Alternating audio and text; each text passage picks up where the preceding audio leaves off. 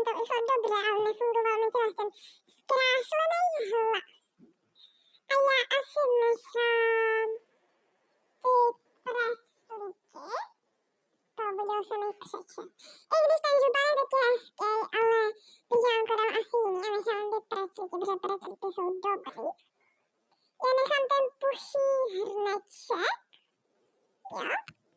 Ten puší hrneček nechám.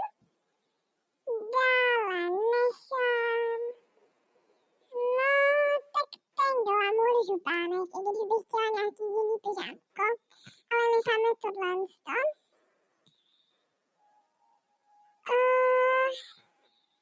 Ten film neznám, takže asi necháme ty kytičky.